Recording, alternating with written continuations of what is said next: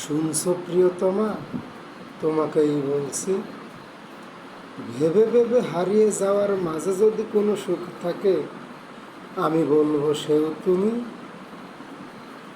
যদি কোনো দুঃখ হেমন্তের শালিকের অম্লান রঙের মতো স্পর্শ করে থাকে, আমি বলবো সেও তুমি।